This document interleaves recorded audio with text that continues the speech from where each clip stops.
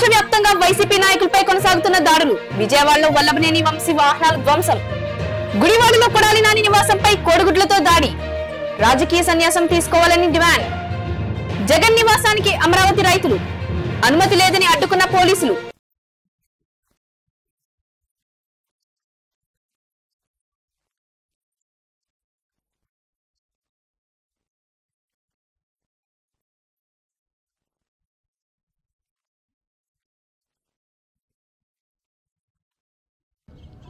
కేశినేని నాని గారు, అట్లాగే అరకు ఎమ్మెల్యే గారు, పాడేరు ఎమ్మెల్యే గారు, ఇంకా ఎమ్మెల్సీ రఘురామ్ గారు, కేశినేని నాని గారు, ఇక పెద్దలందరూ కూడా గవర్నర్ గారిని కలవచ్చడం జరిగింది. కౌంటింగ్ అయిపోయిన తర్వాత, ఎన్నికల లెక్కింపు అయిన తర్వాత ఈ ఆంధ్రప్రదేశ్ రాష్ట్రంలో జరుగుతున్నటువంటి బీహార్ తరహా కిరాతకాలు, బీహార్ తరహా హింసా రాజకీయాలు ఇవన్నీ కూడా గవర్నర్ గారి దృష్టికి తీసుకెళ్తామైంది.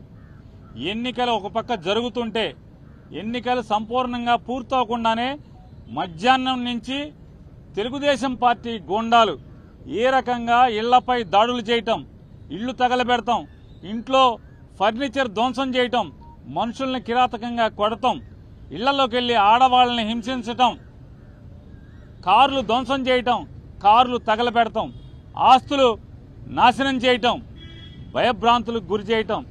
అంటే తెలుగుదేశం పార్టీ అధికారంలోకి వస్తే ఎర్ర పుస్తకంలో, అంటే ఎర్ర పుస్తకంలో ఏం రాసుకున్నారా అంటే, మేము హింస కోసమే, ఈ కక్ష తీర్చుకోవడం కోసమే, మాకు వ్యతిరేకంగా వైఎస్ఆర్ కాంగ్రెస్ పార్టీ ఎవరు జెండా పట్టుకుంటే వాళ్ళనల్లా కిరాతకంగా హింసిస్తాం, వాళ్ళ ఆస్తులు ధ్వంసం చేస్తామనేటువంటి దానికోసమే అధికారంలోకి వచ్చినట్టుగా ఇవాళ వాళ్ళు ప్రవర్తిస్తున్నారు. ఇవన్నీ గవర్నర్ గారికి చెప్పినప్పుడు ఆయన ఆశ్చర్యపోయారు. ఏంటి ఇంత కిరాతకంగా జరుగుతుంటే పోలీసు పట్టించుకోవట్లేదా అని చెప్పినారు. వాస్తవం సార్, ఇది ఒక్క ఎఫ్ఐఆర్ కూడా నమోదు కావట్లేదు. వెళ్ళి పోలీస్ కంప్లైంట్ ఇచ్చినా, ఫోటోలతో వీడియోలతో ఇచ్చినా కూడా ఆ వీడియోలన్నీ కూడా గవర్నర్ గారికి ఇవ్వడం జరిగింది. ఇంకా ఎక్కడెక్కడైతే జరుగుతున్నాయో అన్నీ చెప్పడం జరిగింది. ఆఖరికి ఈరోజు మీతో మాట్లాడటానికి వచ్చే ముందు కూడా నూజివీడులో ఒక కౌన్సిలర్ని నడి బజార్లో పట్టపగలు స్టాబింగ్ చేయడం జరిగింది. కత్తులతో వెంటపడి పొడవటం జరిగింది. పోలీసు సాక్ష్యంగా, పోలీసులు ఆ పక్కన ఉన్నా కూడా పోలీసుల ముందే స్టాబింగ్ చేసిన, కత్తులతో పొడిచినా కూడా పోలీసులు ఆపిన పరిస్థితి లేదు. కనీసం కేసు పెట్టినటువంటి ఇంతవరకు కూడా దాఖలాలు కాలేదంటే గవర్నర్ గారు ఆశ్చర్యపోయి, ఖచ్చితంగా నేను డీజీపీని పిలిపిస్తాను, ఇవన్నీ కూడా గట్టిగా విచారణ చేస్తాను, మీరు అంటే మేము ఆయనకి వీడియోలతో సహా ఇవ్వడం జరిగింది, ఫోటోలతో సహా ఇవ్వడం జరిగింది. అవన్నీ కూడా ఆశ్చర్యపోయి అన్నీ కూడా మేము ఫోన్లో కూడా కొన్ని చూపించాం, వీడియోలు ఎలా ఉన్నాయో. ఇంకా మా దగ్గర చాలా వీడియోలు ఉన్నాయండి అని చెప్తే అవన్నీ కూడా మా సెక్రటరీ గారికి పంపించండి, నేను చూస్తాను, వెంటనే యాక్షన్ తీసుకుంటాను.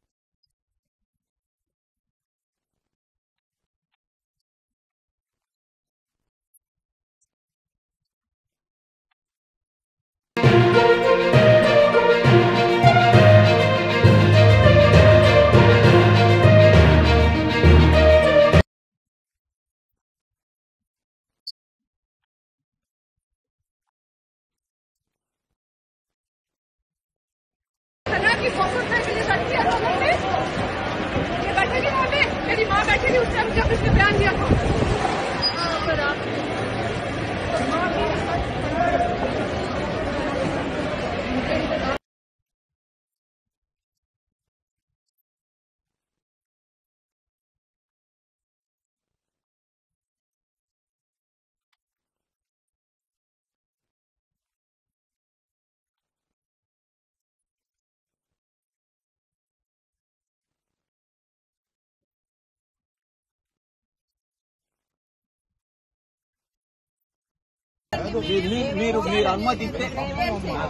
మీరు అనుమతి ఇస్తే వెళ్తాం. వద్దండి సీఐ గారు మాట అండి, మీరు ఆర్గ్యుమెంట్ చేయకూడదు, రాకూడదు అంటే ముఖ్యమంత్రిగా ఉన్నప్పుడు అసలు మమ్మల్ని అంటుకోవాలని ఆపేశారు.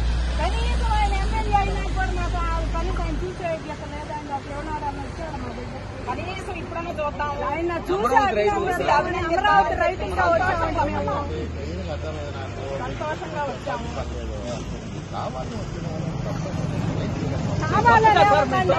అయ్యో అసమాటన్నారు సార్ తప్పు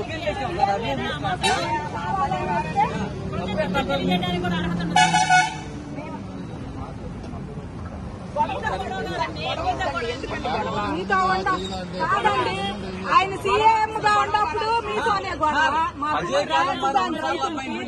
ఎమ్మెల్యేగా ఉన్నప్పుడు మీతోనే గొడవ. అజయ్ కలాం గారిని అడిగా.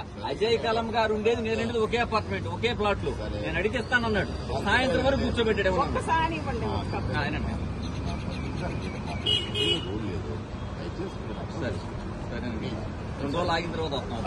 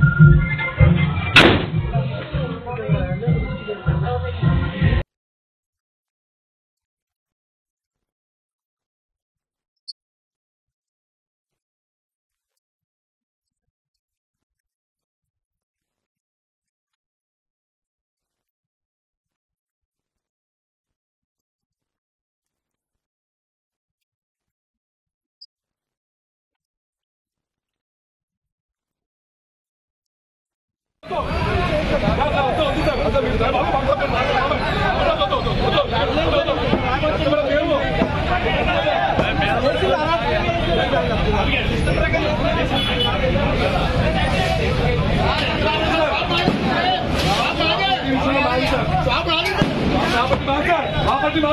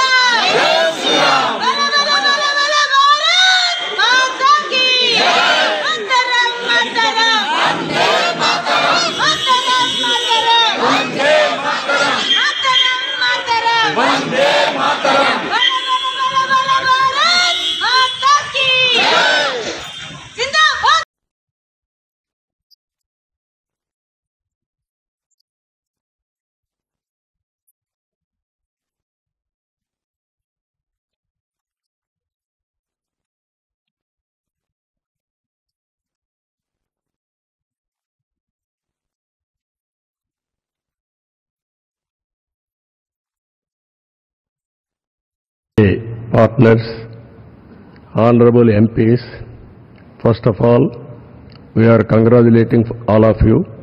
We have won wonderful majority I have seen for the election campaign. For the 3 months, honorable PM never took any rest. Day and night, he had campaigned.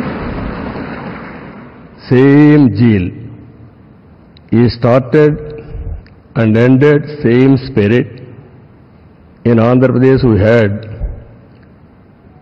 3 meetings, public meetings, 1 big rally. It had made a huge difference for winning the elections in Andhra Pradesh.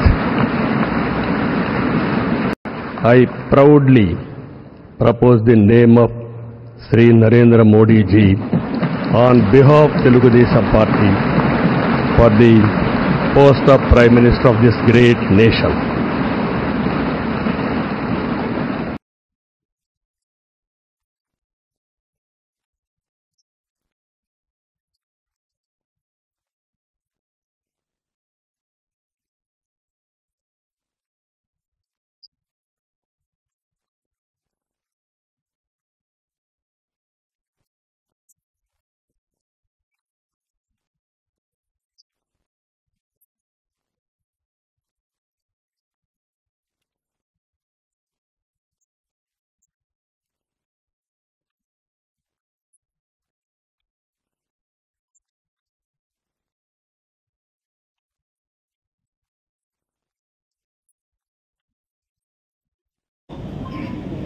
YSRCP పార్టీకి రాజీనామా చేయడం జరుగుతుంది.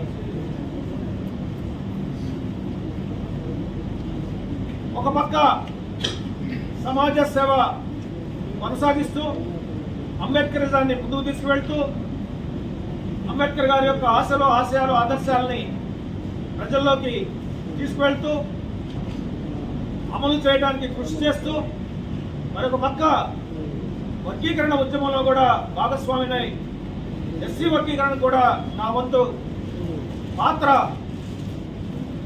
నేను పోషిస్తానని చెప్పేసి సందర్భంగా తెలియజేస్తున్నా.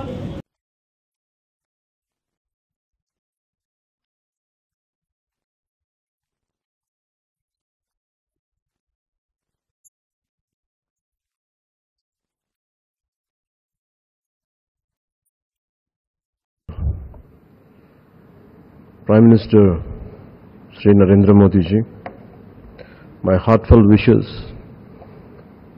on behalf of Janasena, and I'm fortunate and grateful for giving this opportunity to be here. It started in 2014 in the same place. An Honorable Chandrababu Naidu ji said, we're going to see Modi ji to rule this country for 15 years, and it's happening, sir. Chandrababu ji, your prophecy came true. Modi ji, you truly inspired the nation. as long as you are the Prime Minister of this country, our country will never bow down to anyone, sir.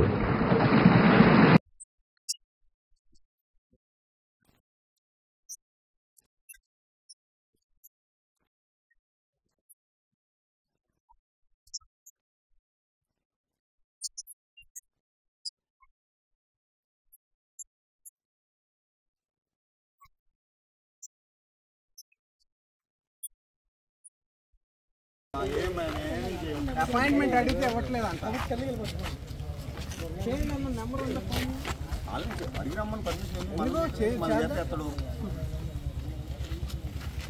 అదే వెళ్దు పద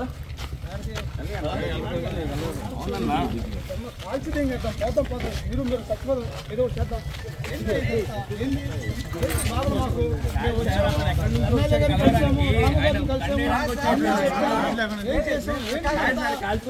చంపేయండి పర్లేదు, మన ముగ్గురు ఎదురు అటు చంపేయండి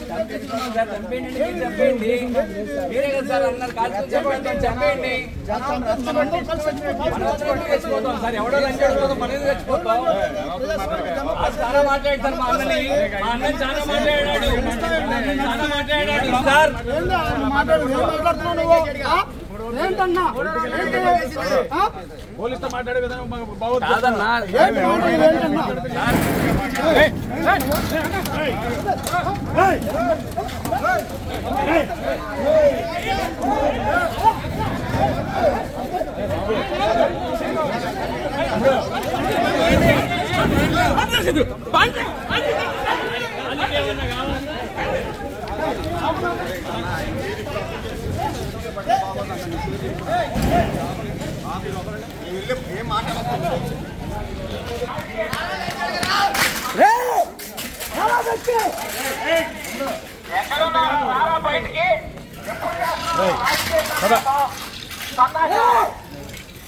అరే కొడాలని ఎక్కడున్నారా? రారా బయటికి. ఎప్పుడు చేస్తున్నారు రాజకీయ సన్యాసం? సన్నాసేదవా? అరే కొడాలని ఎక్కడున్నారా? రారా బయటికి.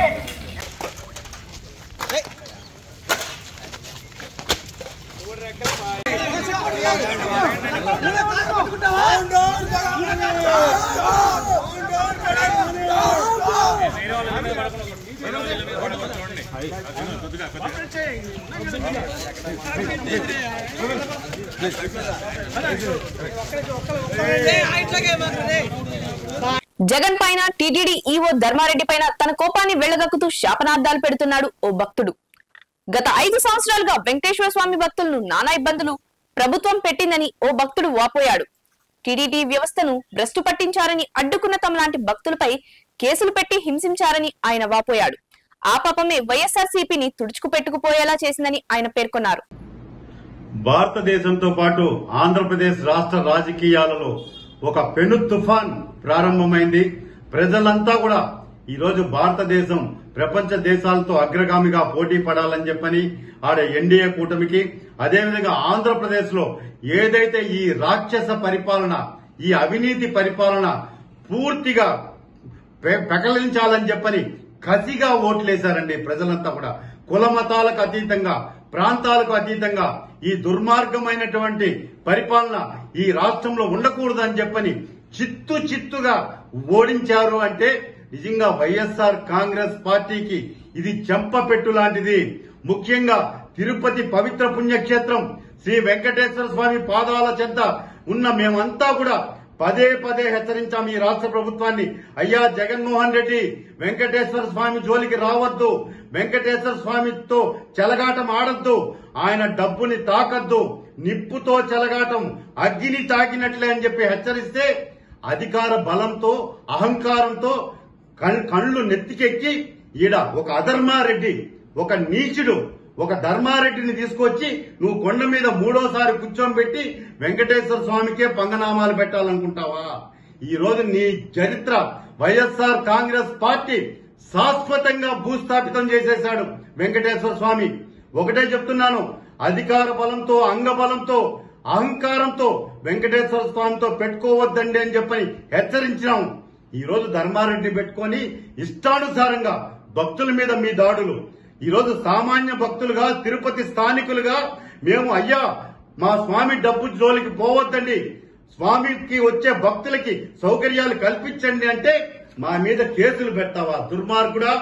ఈ రోజు నువ్వు పెట్టిన కేసు నిన్ననే హైకోర్టు కొట్టేసింది. నా మీద పెట్టిన కేసు ఇదే భగవంతుడు భక్తుడికి ఇచ్చిన విజయంగా భావిస్తున్నాం. నాలాంటి భక్తులు ఎంతో మంది ఎన్నోసార్లు హెచ్చరించారు, నీ పద్ధతి మార్చుకో, నీ అహంకారమే నిన్ను మసి చేసేస్తుంది, భూస్థాపితం చేస్తుంది ధర్మారెడ్డి అని. కానీ అహంకారంతో అధికార బలంతో రెచ్చిపోయావు. ఈరోజు టీటీడీ ఉద్యోగస్తుల్ని ఉక్కుపాదంతో అంచావు, తిరుపతి ప్రజల్ని స్వామివారికి దూరం చేశావు. సామాన్య భక్తులంటే నీకు లెక్కలేదు.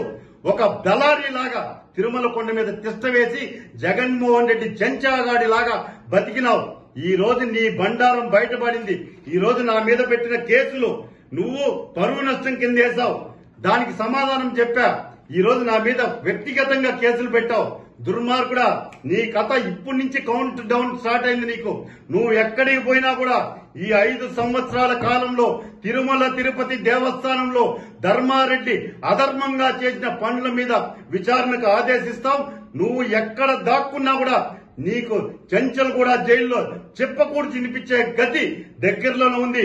అది నేను చెప్పడం కాదు, సాక్షాత్ వెంకటేశ్వర స్వామి నీకు ఇప్పటికే చెంప చెల్లుమనిపించాడు. ఈ రోజు వస్తున్నటువంటి ఫలితాలతో నీకు చివరిగా పూర్తిగా భక్తులంతా కూడా తిరగబడి గుడ్డలిప్పి కొట్టే రోజులు అతి త్వరలోనే ఉన్నాయి. ఎక్కడికి తప్పించుకోలేవు ధర్మారెడ్డి, నీకు అంతం కాదు ఇది.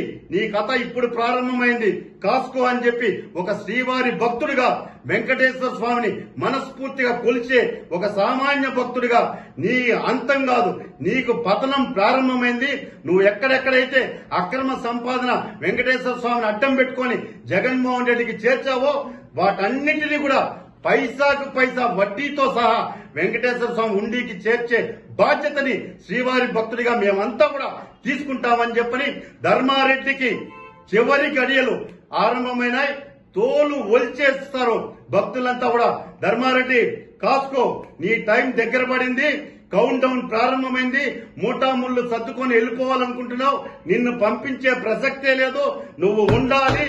నువ్వు ఎక్కడెక్కడైతే అక్రమంగా సంపాదించిన ఆస్తులన్నీ వెంకటేశ్వర స్వామి ఖాతాలో జమ చేయిస్తామని చెప్పని ధర్మారెడ్డి హెచ్చరిస్తున్నా, కాసుకో. గుంటూరులోని సిఐడి ప్రాంతీయ కార్యాలయంలో గుంటూరు జిల్లా తెలుగు యువత అధ్యక్షులు రావిపాటి సాయికృష్ణ ఆధ్వర్యంలో సిఐడి బాధితులతో కలిసి కేక్ కోసి భారీగా బాణాసంచా కాల్చి సంబరాలు చేసుకున్నారు. అనంతరం కార్యాలయం వెలుపలున్న అధికారులకు మిఠాయిలు పంచారు. తెలుగు యువత నేతలు వస్తున్నారని సమాచారాన్ని తెలుసుకుని ముందుగానే కొందరు అధికారులు బయటకు వెళ్లిపోయారు. గడిచిన 5 ఏళ్లలో ప్రతిపక్షాలు, ప్రజా సంఘాలు, మీడియా సంస్థల యాజమాన్యాలను సైతం సిఐడి పేరుతో అక్రమ కేసులతో మానసిక వేధింపులకు గురి చేసి ఇష్టారాజ్యంగా కొందరు అధికారులు స్వామి భక్తి ప్రదర్శించారని వాపోయారు.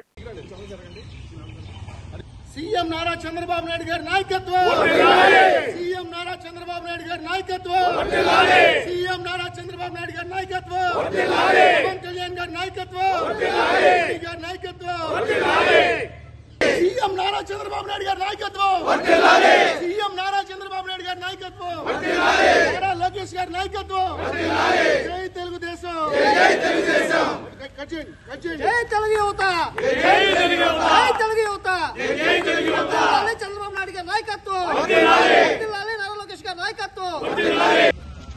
గడచిన 5 సంవత్సరాలుగా ఆంధ్రప్రదేశ్ రాష్ట్రంలో ఈ జగన్మోహన్ రెడ్డి తన యొక్క కౌరవ సైన్యం దాడులు, అరాచకాలు, ఎన్నో ఇబ్బందులు, నిరంకుశతో అన్నిటికీ వాళ్లే ప్రత్యక్ష సాక్షులు, వాళ్లే పాత్రదారులు, సొత్తుదారులుగా నిలిచారు. అటువంటి నేపథ్యంలో ఈ ప్రభుత్వం చేసిన ప్రజా వ్యతిరేక విధానాల్ని ఎవరైతే ఖండిస్తున్నారో, ఎవరైతే మాట్లాడుతున్నారో వాళ్ళ యొక్క వాక్ స్వాతంత్రాన్ని కూడా హరిస్తూ ఈ విధంగా పోలీసు యంత్రాంగాన్ని, ముఖ్యంగా సిఐడి చూడండి, ఇదే కార్యాలయం 2014 నుండి 19 మధ్యలో గౌరవ రాష్ట్ర మాజీ ముఖ్యమంత్రి, అప్పట్లో మాజీ ముఖ్యమంత్రి, ప్రస్తుత ముఖ్యమంత్రి గారు నారా చంద్రబాబు నాయుడు గారు నిర్మించారు. ఎంతో సుఖంగా ఉండేటట్టు వీళ్ళ కోసం నిర్మిస్తే ఈ ప్రభుత్వంలో కొంతమంది దుర్మార్గులు, సంజయ్ కావచ్చు, రఘురామరెడ్డి కావచ్చు, అలాగే విజయ్ పాల్ కావచ్చు, అలాగే ఈ ఎంతో మంది, వీళ్ళందరూ ప్రజాస్వామ్యాన్ని కూలీ చేస్తూ, రాజ్యాంగాన్ని అపాస్యం చేస్తూ, అంబేద్కర్ వాదిని చెప్పుకుంటున్న సునీల్ కుమార్ గారు గుంటూరు ఐజీగా చేశాడు, సిఐడి చీఫ్ గా చేసి అందరిపైన కింది స్థాయి కార్యకర్తల దగ్గర నుంచి ప్రజా సంఘాలు, పౌర సంఘాలు, ప్రతిపక్షాలు, అలాగే మీడియా ప్రతినిధులు, మీడియా సంస్థల మీద కూడా ఈటీవీ రామోజీరావు గారిని మార్గదర్శి అనే ఒక నమ్మకమైన సంస్థ పైన ముద్ర వేయాలని చెప్పి, ఒక అవినీతి ముద్ర వేయాలని చెప్పి లేని అవినీతిని సృష్టించి కేసులు పెట్టి మానసిక వేదన గురి చేశారు. టీవీ5 యాజమాన్యం బిఆర్ నాయుడు గారిని, సాంబశివరావు గారిని, మూర్తి గారిని, ఉమేష్ లాయర్ గారిని ఇబ్బందులు పెట్టారు ఇదే కార్యాలయానికి తీసుకొచ్చి కోవిడ్ టైంలో. అలాగే ఆంధ్రజ్యోతి, ఏబిఎన్ పత్రికా యాజమాన్యాన్ని కూడా ఇబ్బంది పెట్టే ప్రయత్నం. వెంకటకృష్ణ గారిని, అలాగే కంటమనేని రవిశంకర్ గారిని, అంకబాబు గారిని సీనియర్ జర్నలిస్ట్, తర్వాత మహాటీవీ మారెళ్ల వంశీకృష్ణ గారిని, వీళ్ళందరినీ ఇబ్బందులు పెట్టారు, అక్రమ కేసులు పెట్టారు. వాళ్ళ యొక్క మానసిక వేదనతో గురయ్యే విధంగా రాష్ట్ర వ్యాప్తంగా వైసీపీ నాయకులపై దాడులు కొనసాగుతున్నాయి. తాజాగా విజయవాడలో గన్నవరం మాజీ ఎమ్మెల్యే వల్లభనేని వంశీ ఇంటిపై యార్లగడ్డ వర్గీయులు దాడికి ప్రయత్నించారు. అపార్ట్మెంట్ లో చొరబడేందుకు ప్రయత్నించగా పోలీసులు అడ్డుకున్నారు. వంశీ వాహనాలను ధ్వంసం చేసి బయటకు రావాలంటూ సవాల్ విసిరారు. గన్నవరం యార్లగడ్డ అడ్డా అంటూ నినాదాలు చేశారు. దీంతో కొద్దిసేపు ఉద్రిక్త వాతావరణం నెలకొంది.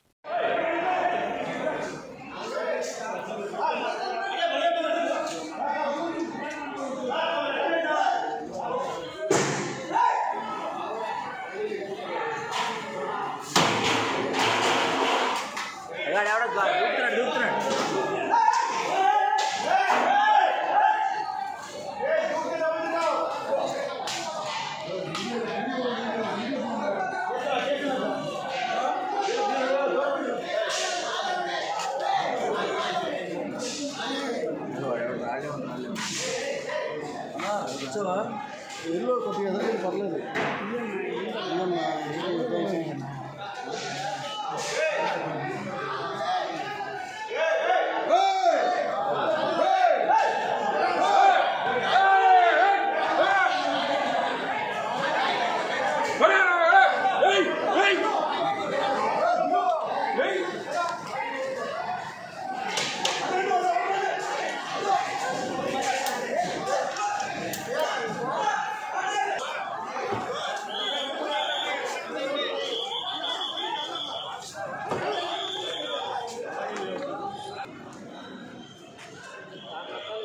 వెళ్ళిపోయారు వాళ్ళు.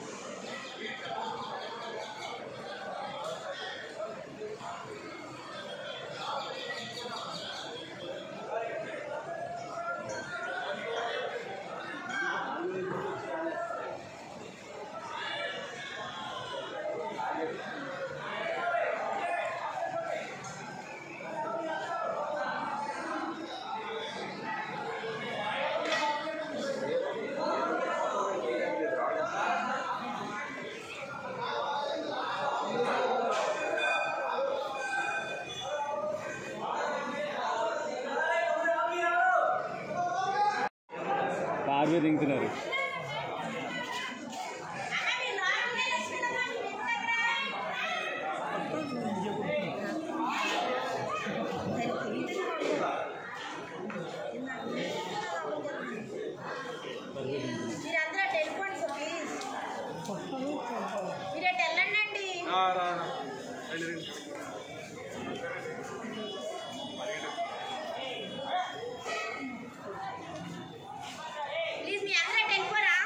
వెళ్ళండి సార్.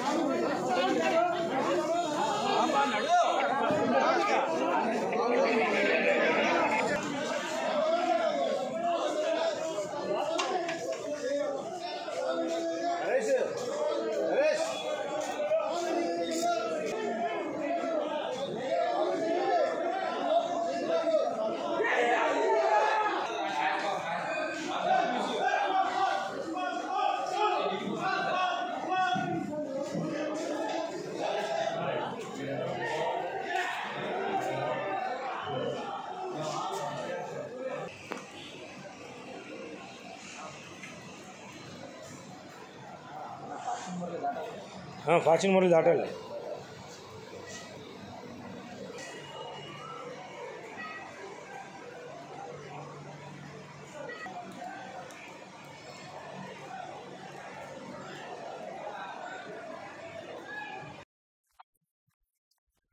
రాష్ట్ర వ్యాప్తంగా వైసీపీ నాయకులపై కొనసాగుతున్న దాడులు. విజయవాడలో వల్లభనేని వంశీ వాహనాల ధ్వంసం. గుడివాడలో కొడాలి నాని నివాసంపై కోడిగుడ్లతో దాడి. రాజకీయ సన్యాసం తీసుకోవాలని డిమాండ్. జగన్ నివాసానికి అమరావతి రైతులు. అనుమతి లేదని అడ్డుకున్న పోలీసులు.